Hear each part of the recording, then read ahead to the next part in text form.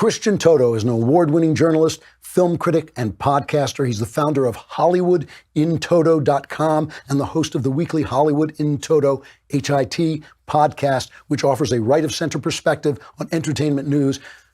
Lord knows we need it. Christian, it's good to see you. How you doing? I'm good. I'm glad to be back. Yeah, it's really nice to have you. You know, you've been writing such interesting stuff on your website on HollywoodInToto.com. I want to start by talking about some of the stuff you've been writing about comedy. I've been really kind of obsessed with this because every night I see one comedian after another. The New York Times does a thing, what they're saying on late night TV, but they're all saying the same thing. Is there any light at the end of this tunnel? There isn't. You know, I just read a whole article, all the different late night show hosts talking about the Mueller report. And it's almost, I can sum it up with saying, yeah, but still. So they see all the facts, they see all the conclusions, and they keep going on the narrative. It's almost like they're living in this alternate reality that they created and they can't let go. I mean, that in itself is kind of funny, but as far as comedy goes, you got to put it in scare quotes these days. It's clapter.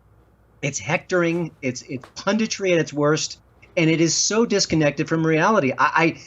My jaw dropped when I read it. And then, you know, it's all about, you know, redactions and, you know, yes, but he's still a criminal, he's still a crook. And then they go with the whole, oh, he was too dumb to be a Russian agent, even though we've been telling you he's a Russian agent for 2 years. So I don't even know how they can't even square it with themselves. It's pathetic, really. You know, I saw you use this term before, clapter. What does that mean? I've never heard that before. It's not my phrase, but it means you're telling a joke, not that it's going to get laughter, it's going to get clapting. I see. So it's kind of a combination. It's a joke meant to gain applause, but it's not really funny. That's great. I haven't heard that before. I've been watching guys like Bill Burr, who I find very funny at times, hilariously funny at times, and Ricky Gervais, and they're great because they're politically incorrect, but they're also anti-religion and kind of liberal and kind of left-wing. Is there something stopping conservatives from being as funny as guys like that? Or is it just that they're blacklisted? It's the outlets or lack thereof. I mean, is there one late night show that is even remotely center or center-right? No. If you and I are on Twitter a lot. If you go on Twitter, it's hysterical. I see people I follow on a daily basis who are extremely funny, cutting, sharp, insightful, illuminating. And I'm thinking all of those jokes could make it on late night TV if you could squeeze them into Colbert's mouth, but they don't fit there. Yeah. But the comedy's all there. It's out in front of us. I mean, AOC is a cornucopia of material. They don't want to tell it. So the material is there, but there's no Netflix-like service saying, hey, Jane or Jim, we like you. We see you're right of center. We want to give you a show because half the country is not being, appreciated. No one's ready to do that quite yet. It really is true. So let's talk about some of the stuff that's happening. A lot of films that reflect our values tend to be Christian films. They tend to be faith-based films, and a lot of those films, as we know, are just not very good. They may be fine, they may be uplifting, but some of them really don't have the depth or talent involved. Now, there have been 2 films recently that have kind of given us hope about this. And I have to tell you, I say that, but I haven't seen them because I've been on the road constantly. So one of them is Unplanned, which I was very encouraged by the reception it got, just in spite of the just onslaught of people trying to shut it down on Twitter, on Facebook, by the reviewers. Have you seen it, first of all? Yeah, it's a good movie. It is aggressively pro-life. And if you are pro-choice, I understand where that would be uncomfortable. So it makes no bones about what it's trying to do. But it is a well-crafted movie. I don't think it was as powerful as Gosnell, frankly. Oh, well. Which I thought was more balanced and I thought had a finer level of craftsmanship across the board. But it's a good film. It's a step above the usual faith-based movie. But I also want to mention a movie called Breakthrough, which opened this week, just a few days ago. And that one I thought was just terrific. It is a tearjerker. It has got beautiful performances, and it's got the kind of depth that I love in a movie. It's not just a kid falls in the icy waters and we're trying to pray to get him back to life.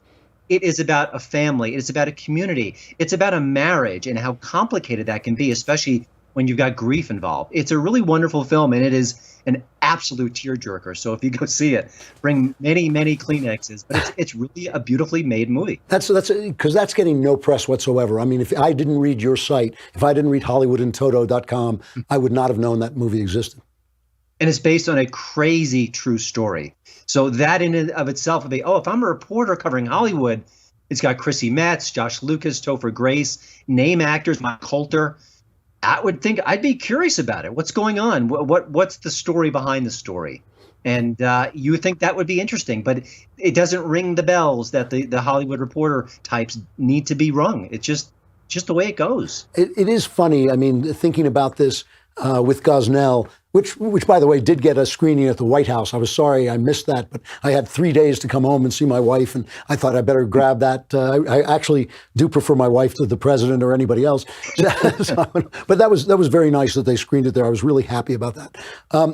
The thing is, though, that when you don't have budget for promotion, and when you don't have the press building you up, you've got to have controversy of some kind to at least bring people in. And the right loves to feel that they're punching back against this incredible infrastructure of leftist criticism and media.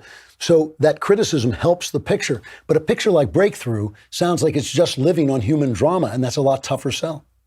It is. And, the competition is always tough. The marketplace is always very, very strict as well. But I looked at Rotten Tomatoes, and I think the movie's got in the mid-60s, which is kind of a rave for a faith-friendly movie. So I think even critics are saying, hey, this is actually pretty good.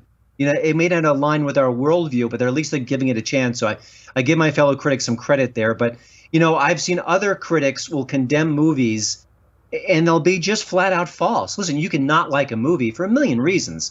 But if they say that Gosnell is very gory, or if they say that other things are just not true, and then I kind of scratch my head. I'm thinking, okay, you've seen a movie that is different than the one I saw in the theaters. And that means something. It means you're trying to bring in a theme, an element that doesn't exist because you have an agenda.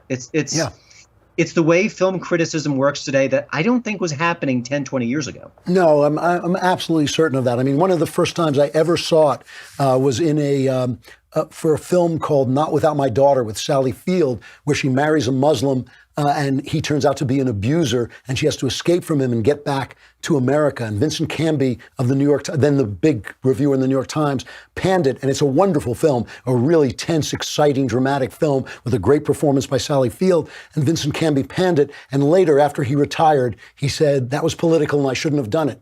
And I think they've completely lost their sense of that kind of conscience.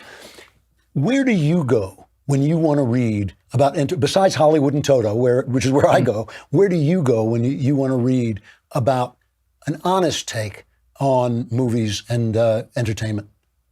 My old tag team partner, John Nolte, is excellent. He's at Breitbart News, and he's got so much passion, so much pizzazz, and he really, he will love a hard left movie if it's good and interesting and thought-provoking. So I turned to him. Kyle Smith from National Review is wonderful. He's very tough, and he's very funny when he's shredding a movie. But I think he's got a good meter between, what is hype and what is reality. So those are two people that jump to mind. But it's a shrinking crowd for sure, and I wish that weren't the case. Is there any, I always ask you when you're here what you're looking forward to. I'd like to hear if there's anything good coming down the pike. Yeah, I'm 50 going on 12.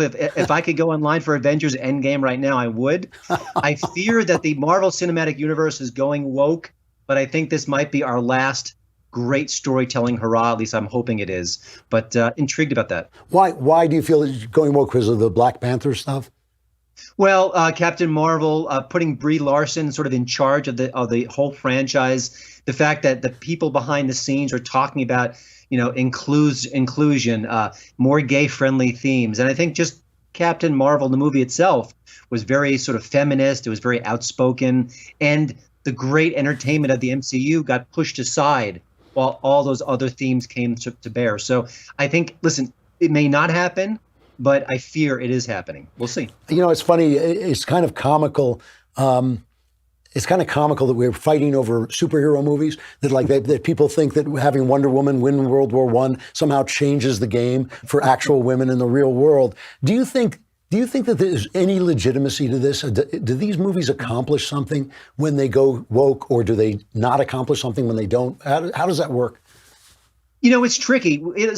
Everyone spends money on advertising because they want to influence the audience. Right. People make these movies because they want to influence the audience in certain ways. If you watch a lot of TV shows, it's anti-Trump, anti-Second Amendment, pro-abortion. There's a reason why they're doing it. Now, it's always challenging to do the cause and effect. This movie made this happen. But they're going to try, and they're going to try very hard. And it's very possible that these things will influence the culture. I mean, if it happens again and again and again, then that drumbeat does have an impact. It's just hard to measure exactly how much. Christian Toto, go over to Hollywood in Toto. Sorry, it's hollywoodintoto.com. Listen to the Hollywood in Toto podcast. It's just good coverage of the entertainment business. You're not going to get anywhere else. Christian, thanks so much for coming on. I'll see you soon. All right. Thanks again. Bye.